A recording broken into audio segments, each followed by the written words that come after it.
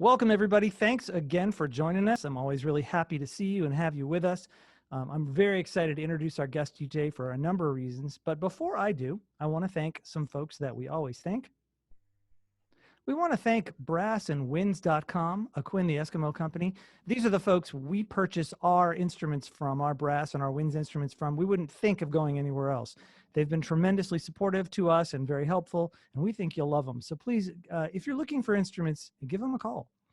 We are Grant Park Academy of the Arts. We are music instruction that makes sense, and we offer instruction in piano, violin, guitar, voice, saxophone, trombone, and drums. And if you are interested in studying the piano on your own, if you don't have a lot of time and you're looking for an affordable option, we'd like you to try TruerMU.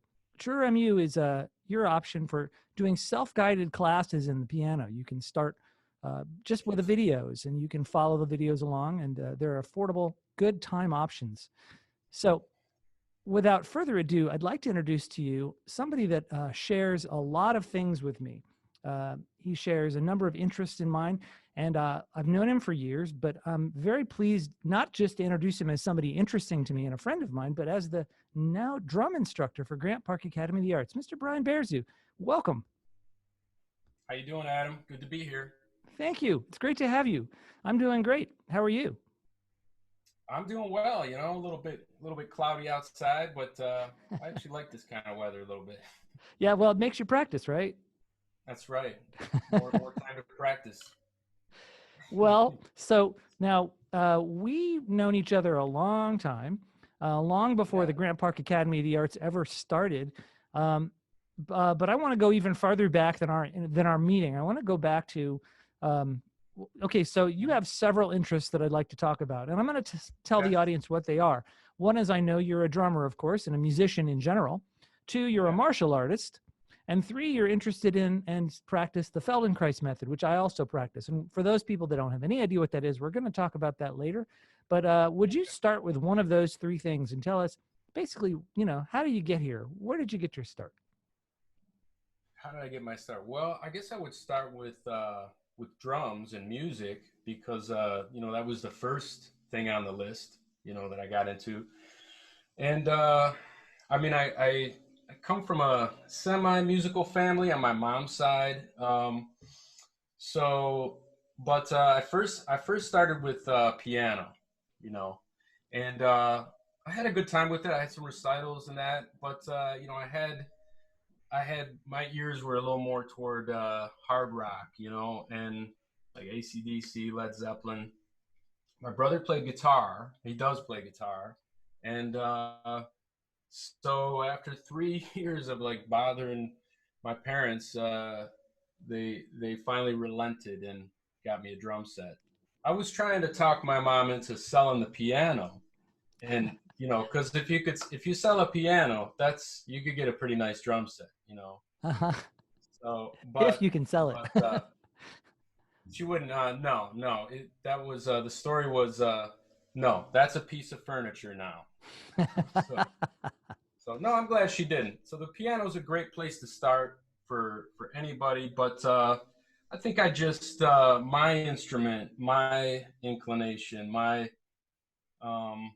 you know, my what I was hearing and what I wanted to do was a little more on the percussion side. So was that from because of people you heard around you, or was it because of records, or did you just have something inside? yeah, I think it was a little bit of all of those, you know.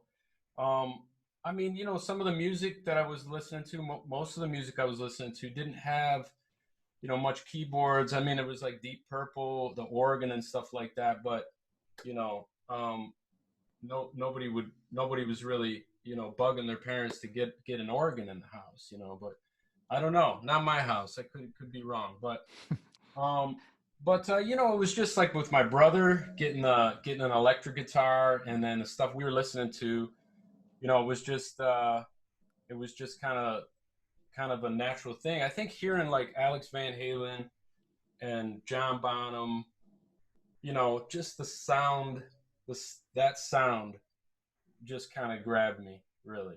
So Yeah, Bonham was known, and I didn't know this till recently. He actually tuned his drums. He really cared about his sound. Are yeah. there drummers that you gravitate to that I mean, because some people are just technical wizards and they're real good, but you wouldn't say they care about their sound. They just care about what they can do. Uh, Hmm. is that a distinction that it matters to you? Yeah. I mean, I kind of I play all styles, so I have a couple of different.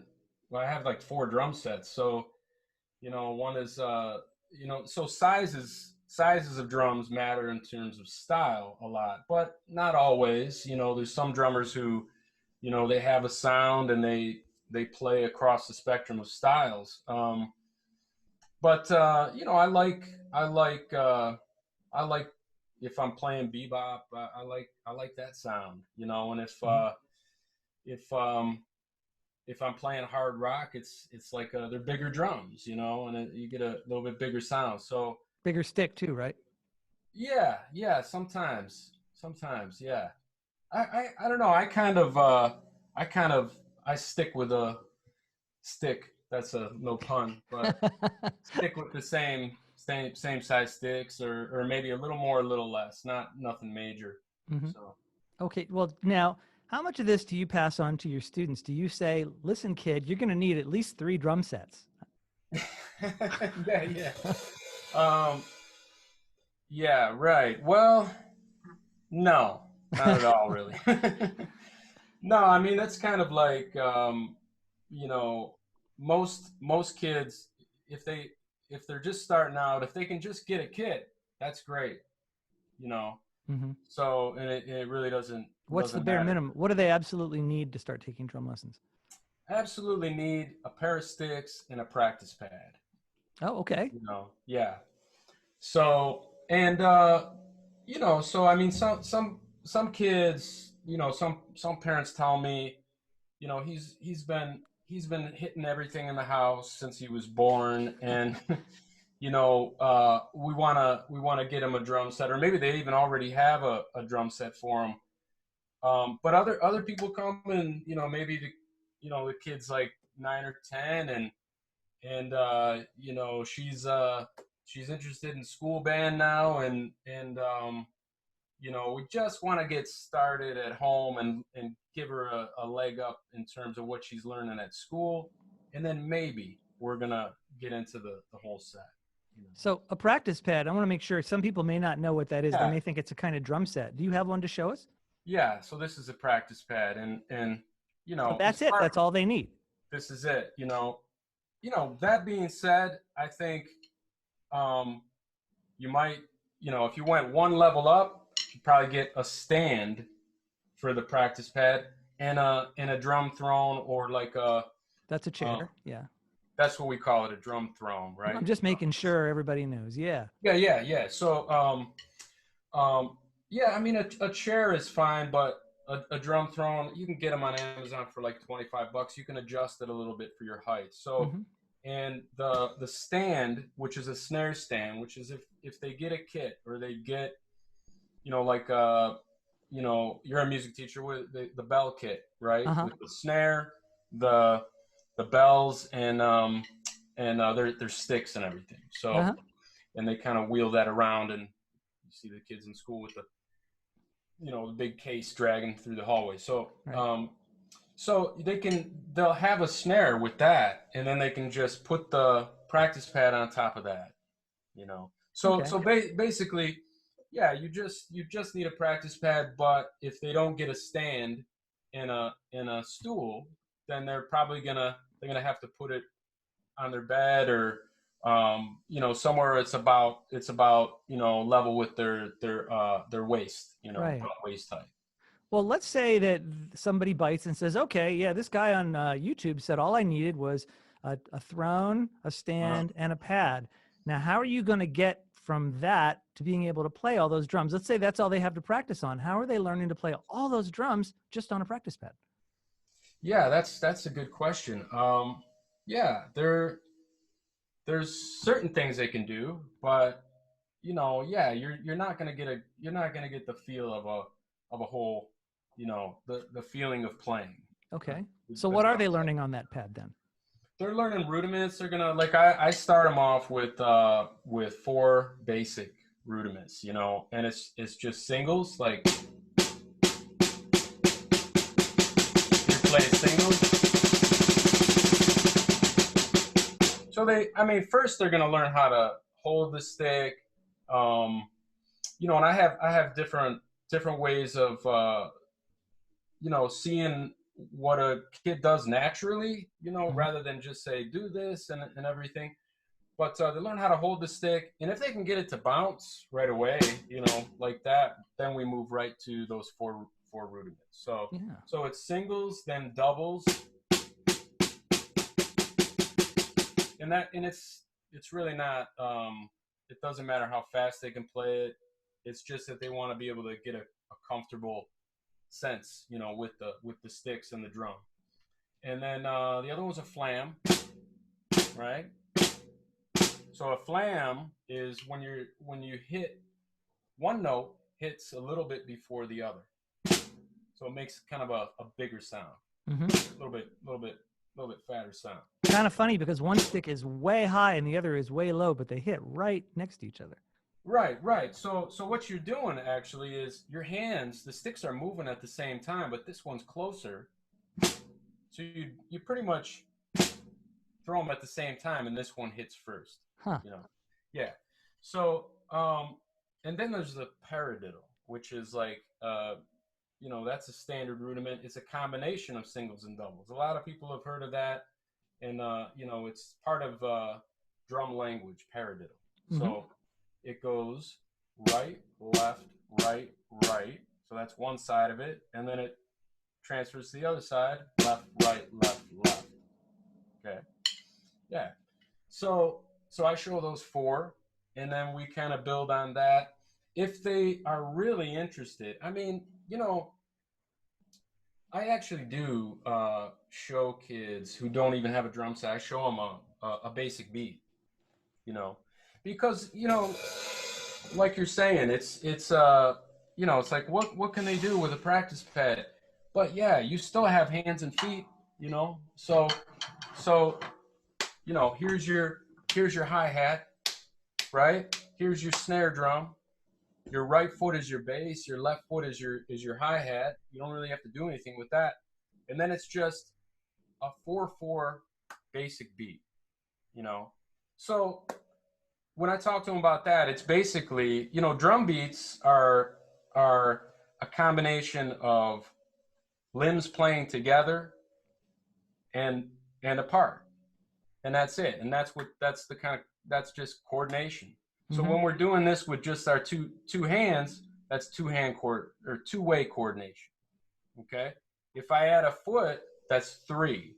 If I add the left foot, that's four-way coordination. So it kind of builds from there, you know. And then the beat that they would learn is I'll just keep the practice pad on here. So it would be like this,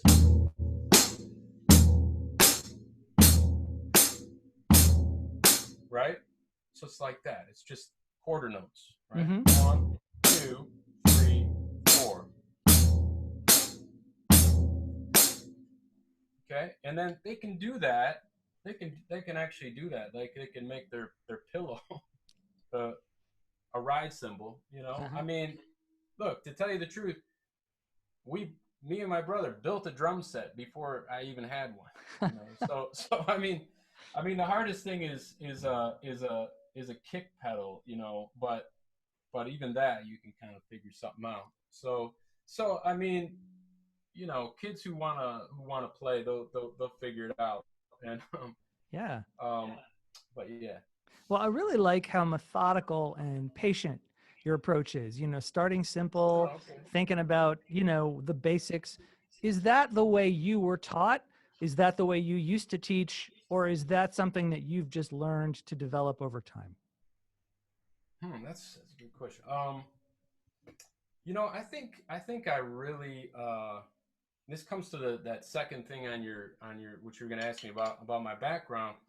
So I really learned to teach in martial arts, you know, because I taught martial arts for a number of years, and you know, going into music or deciding to pursue a career in music at after high school, um, you know, I never really had an affinity for teaching. You know, even in college, you know, I had some experience with it, and you know, the first kind of run with it was a little frustrating. It was fairly, I just couldn't. I mean, you know, so I really, and then, you know, through these other things, Feldenkrais method, just seeing the art of teaching, really like the art of learning, you know, because I think it's really about the learning. If you're really thinking about, you know, learning and the process of learning rather than what you're supposed to learn, or I'm teaching this, you know, so therefore you must learn it, you know, this is not my approach. So yeah, and then with martial arts, as I was saying, it just you know, I started to become more just more aware of like how groups learn, how especially how kids learn, and how you can give one thing, see what happens, and then make an adjustment from that. You know, instead of here's what you got to learn. No, you didn't do it. Okay, try it again. You know, so I mean, there's time for all kinds of teaching, but to be flexible as a teacher and uh, and patient, you know, um, is is just a good situation for everybody. I think, teacher included. So was it in your martial arts that you felt like you learned patience, or you mentioned the Feldenkrais method? Is that part of the story too? And can you tell us what that is? Can I tell you what that is? Yeah. What was the first part of the question? I don't remember anymore. No. It was, well, I wanted to know if patience was part of the martial arts, if that's one of the things you learned in martial arts, or if that came later with your work in Feldenkrais. Yeah, I think patience. I think patience is something that, you know, I'm still developing. You know, I don't think it's um, I don't think it's I don't think it's a done deal. I think I do better at sometimes rather than others. You know, but I Yeah. think I really uh, in terms of martial arts, when I was studying that, I think that as a virtue, you know, in the kind of in the way I was in the school I was in, you know, just patience as something that is gonna, you know, bring you closer to what you want rather than the other way around, um, is something that was more part of that domain. Mm-hmm. Yeah.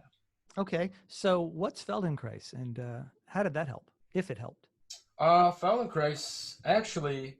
So I had about a probably about a 5 year hiatus where I didn't play drums actually, you know. So you know, I in school in college I had developed this tenosynovitis, and that's just sort of the you know, straw that broke the camel's back, as it were. But the tenosynovitis in my hands, I had to take a long break from playing, and so I left school, and I was really kind of disillusioned with the whole academic side of trying to become a musician and everything. And you know, I realized at that point it was like, you know, I wasn't sure that I really even wanted to play anymore. You know, so it was it was kind of a it was a time where I was kind of rethinking things. I was kind of you know, looking at other interests and things like that for career. And so I got into martial arts. I actually first I got into Tai Chi. Tai Chi kind of helped me to get into martial arts in general, which had always been an interest of mine. I did a little bit in high school, but with playing, you know, it was, you know, hitting a heavy bag and, you know, doing that kind of stuff. It was a little rough on your hands. Yeah, right. So so um so in martial arts, I was struggling with back pain and stuff, and I was still playing some gigs and that, but after a while, I sold my gear and I just kind of did more or less got into martial arts kind of full time, and and in that, I found this Feldenkrais class because I was kind of struggling with back pain, and so it was an awareness through movement class, and it just kind of really opened me up to this connection of mind and body, and in a different way, like in a really you know really concrete way in What did terms you of, What did you do in this class? well, interestingly enough, not a lot. It didn't seem like it at first. So basically, I went to the class, uh, lied down on the floor, and then the instructor, she just kind of guided us through these, fairly simple movements, but pay attention to this, pay attention to that. It was really directing our attention toward ourselves and in the sensation of the quality of the movements. Trying to in this, um, we were, or I was, kind of, sensing just a more easier and breathing sense of just moving in a very gentle way, you know.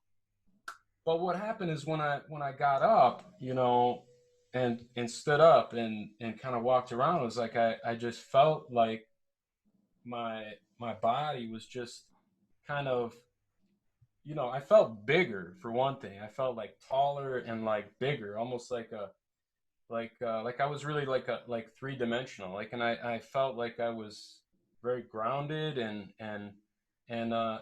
but calm, you know.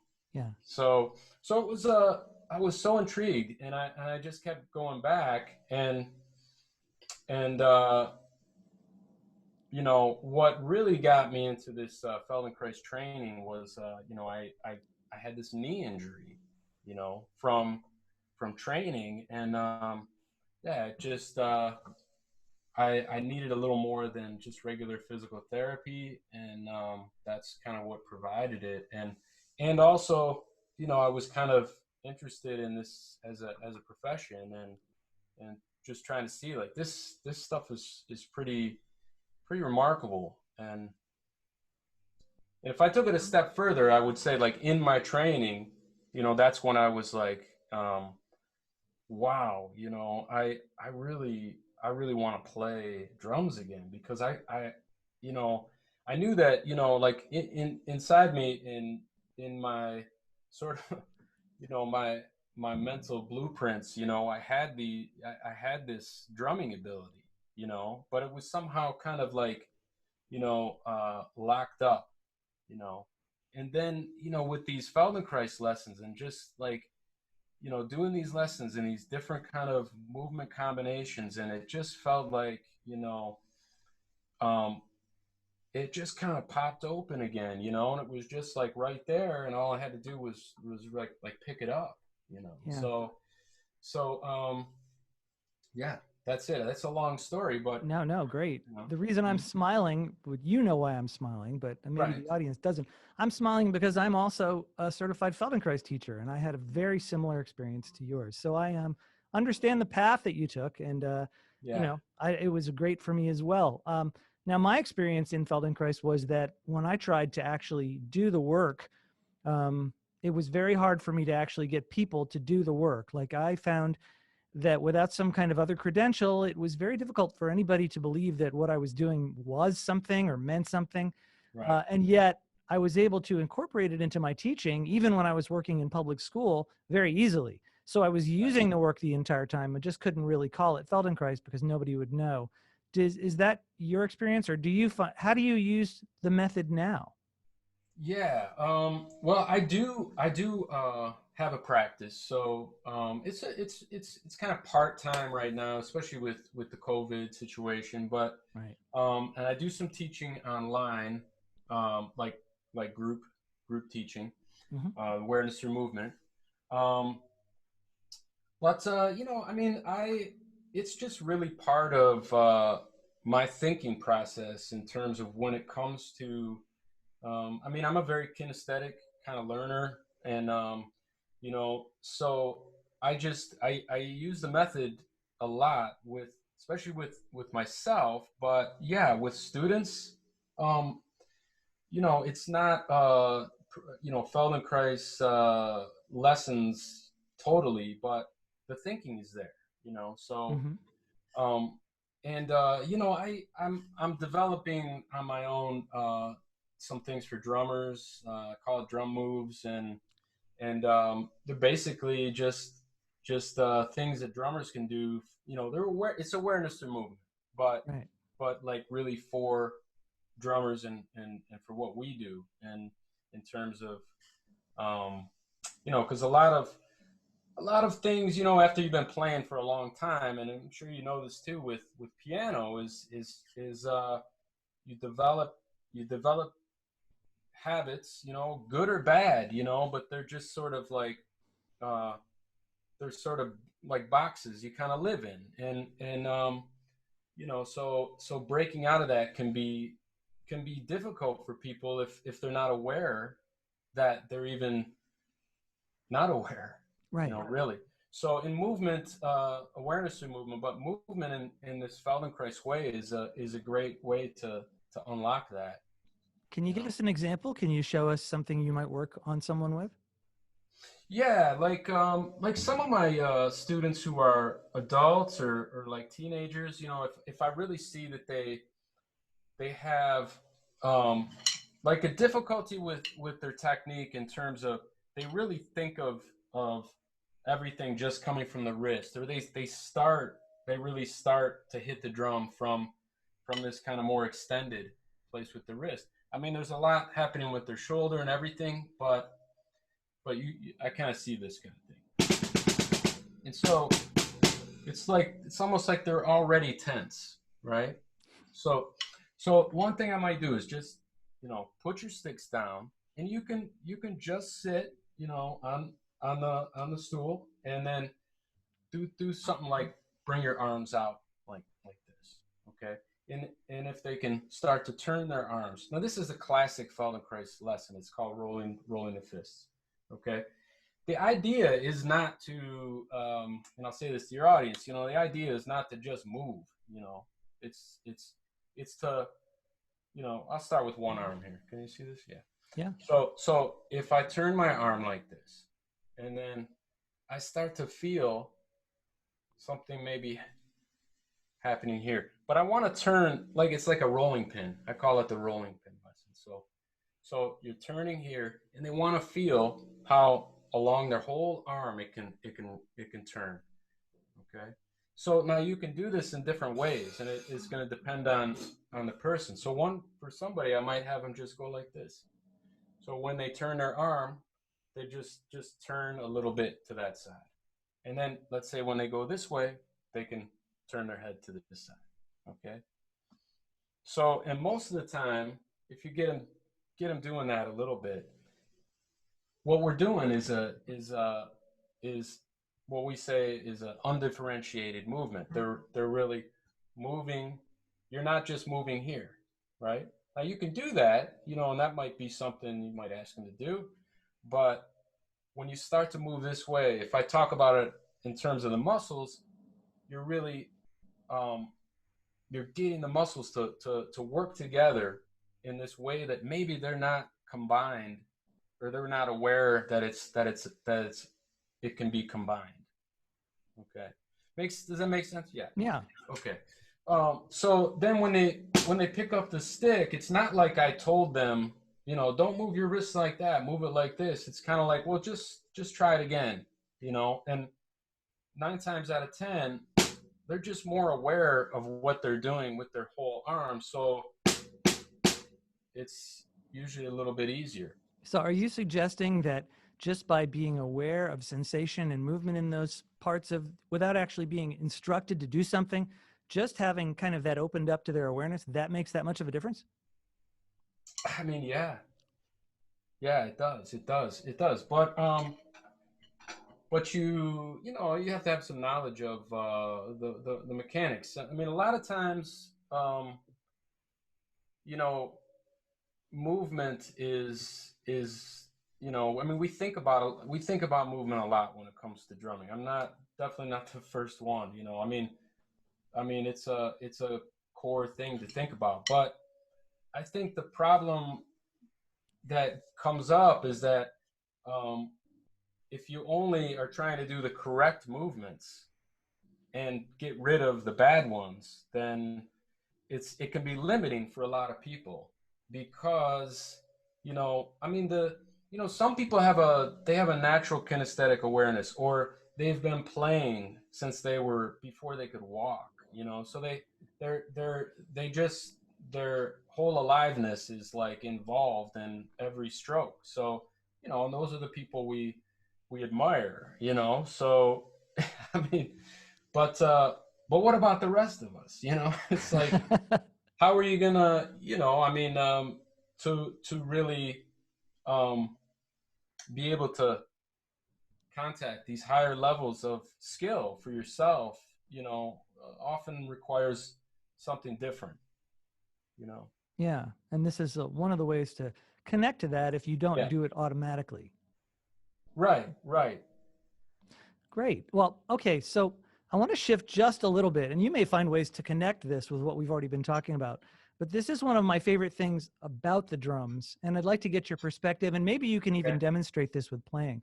It's a Okay. cartoon I saw one time, and Huh. it's two drummers. It's basically one drummer playing and one drummer playing, and there's a guy standing over them, looking over them from behind, kind Yeah. of paying attention to them. And the first drummer is just playing crazy great, just doing all these Yeah. crazy things, and the guy behind him says, "You're amazing." And then the next picture is the another drummer, and he's playing very simple, and the guy behind him says, "You're hired." Yeah. Yeah. That's for sure. Yeah. So can you explain that? Well, well, you're not a drummer, so I mean, I mean, no. Usually, no. This is something that is is key to understanding. I mean, look, drummers. We that's part of both of those. It's good to have both of those, you know. So you want to be able to play a solo when they, you know, and you want to be able to play a good solid groove, because I mean that's what you're gonna do 90% of the time. But you know, if you're on a gig and you know, I mean, this happened to me one time when I was like, I don't know, 18 or something. You know, it was like I was playing at this like biker club. You know, I used to play these blues gigs in Detroit. So playing at this club, and the power went out. It was like they had a tent outside with heating and everything, and so the power went out, and you know, all the guitars and the amps went dead, and the guy was like, "Oh man," he's like drum solo, you know, just play it. And I was like, you know, I was kind of like, you know, I was okay with it, but you know, I was more of a groove player. I liked playing grooves, you know. Right. And there's ways to play solos like that too, of course. But I remember what he said. He was like, "Come on, just be a professional, do it," you know.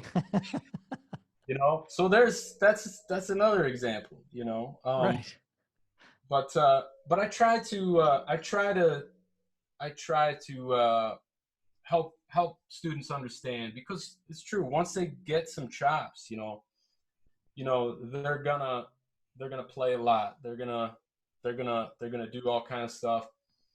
And you know, there's they need to explore that, but yeah, they need to understand the the what's important, and that is to play the music, you know. So Yeah. Well, anyway, you want to show us any of that on your drums? maybe I want to show you that. Okay. Like show us Well, amazing and then show us groove. show you amazing. I don't know. Like, what style? Rock and roll is fine. Okay.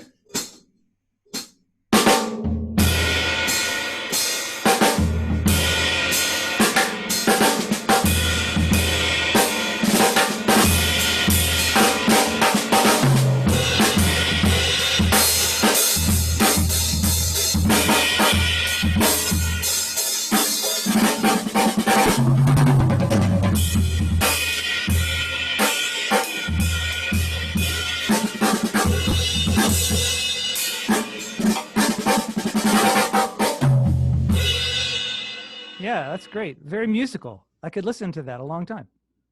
Okay. Thank you. Yeah. All right. And then something like simple. Yeah, something that really demonstrates a good groove. That's enough. Okay.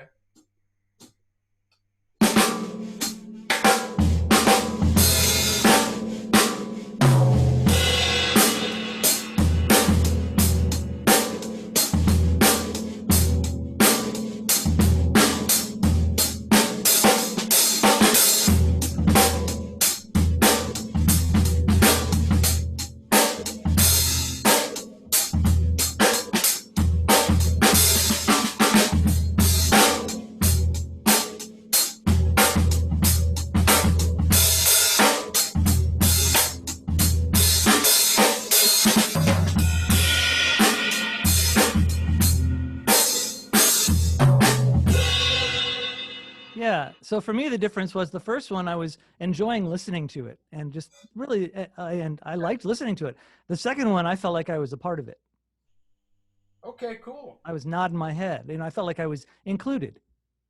Good. Okay. Yeah, yeah. One was a little more, I think they were about the same tempo. There was a little bit, same vibe in a sense. One was a little louder, but I tried to just rein it in a little bit the second time. Right, right. And they were both very creative and a lot of fun. Thank you for sharing that with us. Yeah, sure. Is there anything you'd like to tell either potential students or people that are already studying the drums? What would you like them to know? What would I like them to know? Well, I think a lot of people think that, the drum set is not an instrument in the sense of, a musical instrument. So, I would say it really is. You could be very melodic. You can play. You can. This is a musical instrument, a highly musical instrument. Yeah. Okay. Well, you've demonstrated that already for sure. Thank you very much for your time today, Brian. Hey, Adam. We really Enjoyed it, appreciate man. it. And definitely, if folks want to study with you, we want to make sure they know they can come to our website at www.grandparkarts.com and they can sign up right away with you. And if they have any questions, I'd like to please invite you to contact me at adam@grandparkarts.com. Again, Brian, thank you so much for taking your time today. And we look forward to talking to you again sometime. It was my pleasure, Adam. I really enjoyed it. Thank you. Thank you very much. And thank you all for joining us today. We really appreciate it. Once again, we're at www.grandparkarts.com. And don't forget about our new site, www.truermu.com for self-guided piano. Thanks very much, and we'll see you next time.